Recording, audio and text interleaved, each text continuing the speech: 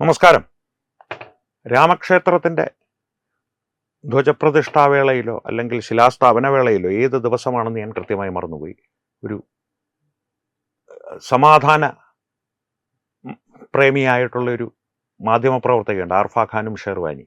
അവർ tweet ചെയ്തിരുന്നു, ഹർ എക് ദിൻ എക് നയാ സഖം, അതായത് ഓരോ ദിവസവും ഓരോ പുതിയ മുറിവ്. വേദനിച്ചുകൊണ്ട് ഉള്ളു പിടഞ്ഞ് പറഞ്ഞതാണ്.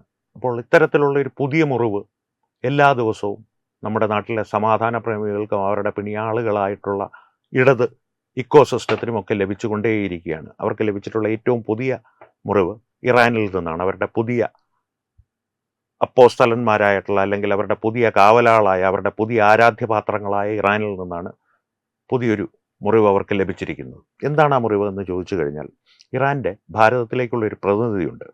അദ്ദേഹത്തിൻ്റെ പേര് അബ്ദുൾ മജീദ് ഹക്കീം ഇലാഹി എന്നാണ്. അദ്ദേഹം ഇറാൻ്റെ പ്രതിനിധി എന്നുള്ളതിനേക്കാൾ ഇറാൻ്റെ പരമോന്നത നേതാവിൻ്റെ നേരിട്ടുള്ള പ്രതിനിധിയാണ് ഭാരതത്തിലേക്ക്. ഇറാനെ സംബന്ധിച്ച് അങ്ങനെയാണ്.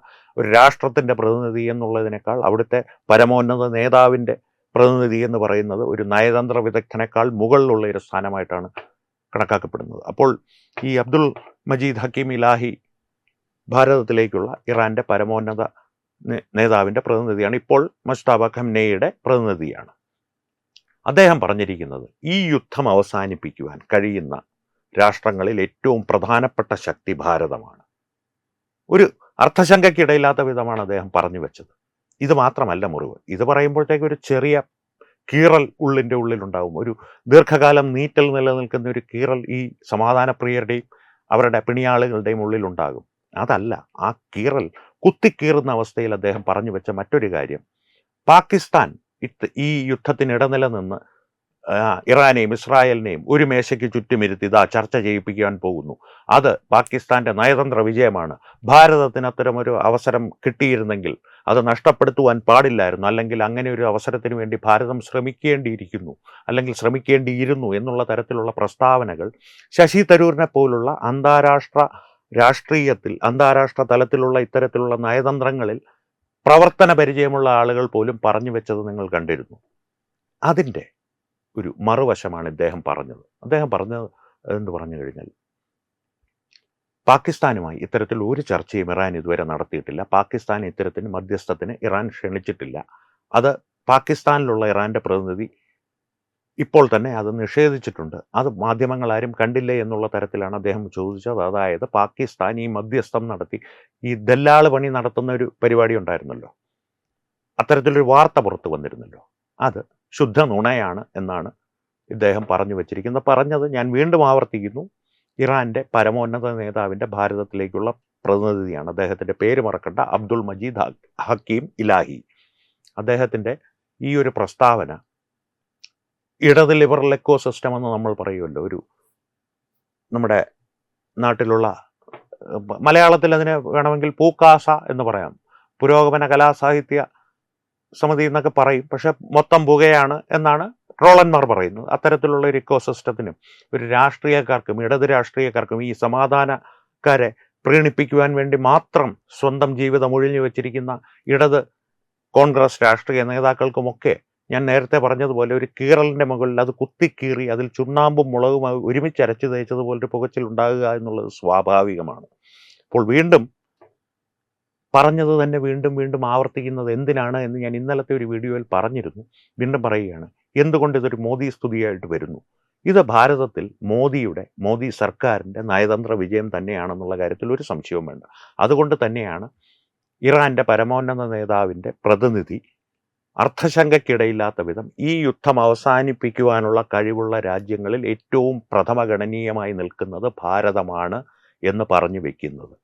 ആ ഭാരതത്തിൻ്റെ ശക്തി, ഈ ഒരു വൈഭവം കഴിഞ്ഞൊരു 12 വർഷങ്ങളായിട്ടേ ലോകത്തിൻ്റെ ശ്രദ്ധയിൽപ്പെട്ടിട്ടുള്ളൂ, അല്ലെങ്കിൽ ശ്രദ്ധയിൽപ്പെടുന്ന തരത്തിൽ ഭാരതത്തിനെ ലോകത്തിൻ്റെ മുമ്പിൽ ഭാരതത്തിൻ്റെ ഭരണാധികാരികൾ അവതരിപ്പിച്ചിട്ടുള്ളൂ.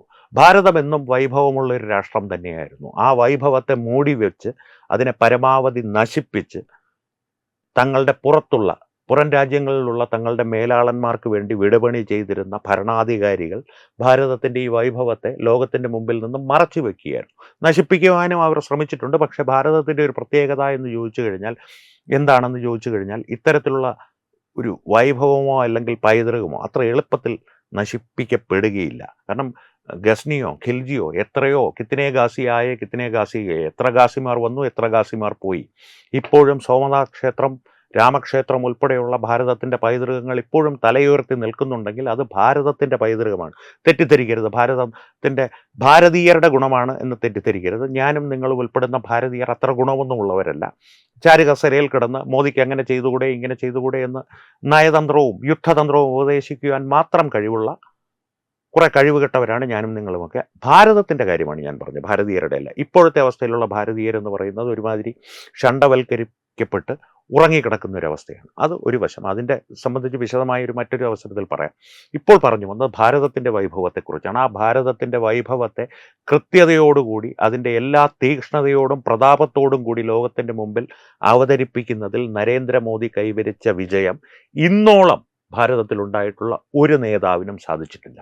അത് തന്നെയാണ് പറയുന്നത്. ശശി തരൂരിനെ പോലെയുള്ളവർ വ്യാജഗാന്ധിയിൽ ഗാന്ധിമാരുമായിട്ടും പ്രത്യേകിച്ച് വ്യാജഗാന്ധി കുടുംബത്തിലെ ഇപ്പോഴത്തെ യുവരാജാവുമായിട്ടുള്ള സഹവാസം കുറയ്ക്കുക. കാരണം പ്രത്യക്ഷത്തിൽ കണ്ടുവരുന്നത് താങ്കൾ എപ്പോഴൊക്കെ ഒരു പരിധിയിൽ കൂടുതൽ സമയം ആ യുവരാജാവുമായി ചിലവഴിക്കുന്നു, താങ്കളെപ്പോലെ ഒരു ദീക്ഷണശാലിയുടെ പോലും റിലേ പലപ്പോഴും അടിച്ചു പോകുന്നതായി കാണപ്പെടുന്നുണ്ട്. ഒന്ന് ശ്രദ്ധിക്കുക. അതുകൊണ്ടാണ് ഈ ഒരു സ്ഥിരപ്പെടുത്താത്ത വാർത്തയുടെ മേൽ ഭാരതത്തിന് അവസരം നഷ്ടപ്പെട്ടു എന്ന് തുടങ്ങിയ പ്രസ്താവനകൾ താങ്കൾക്ക് നടത്തേണ്ടി വന്നു. അതിൻ്റെ പിന്നാലെ താങ്കൾ നടത്തിയതായിട്ടൊരു പ്രസ്താവന ശ്രദ്ധയിൽപ്പെട്ടു.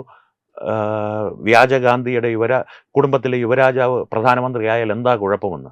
കുഴപ്പമല്ലേ ഉള്ളൂ, കുഴപ്പം മാത്രമേ ഉള്ളൂ എന്നുള്ളത് താങ്കളുടെ തന്നെ ഒപ്പമുള്ള കോൺഗ്രസ് നേതാക്കളോട് ചോദിച്ചു കഴിഞ്ഞാൽ, എന്തിന് കേരളത്തിലെ കോൺഗ്രസ് നേതാക്കളോട് രഹസ്യമായിട്ടൊരു സ്വകാര്യ സംഭാഷണത്തിൽ ചോദിച്ചു കഴിഞ്ഞാൽ അവർ പറയും കുഴപ്പമേ ഉള്ളൂ എന്നുള്ളത്. അപ്പോൾ ശശി തരൂരിനുള്ളൊരു ഉപദേശമോ അല്ലെങ്കിൽ അഭ്യർത്ഥനയോ, ശശി തരൂരിനോടുള്ളൊരു അഭ്യർത്ഥനയോ ആയിട്ട് ഇത്രയും പറഞ്ഞുകൊണ്ട് ഈ വീഡിയോ നിർത്തുന്നു. അപ്പോൾ എന്തായാലും ഭാരതീയർക്ക് ആശംസകൾ.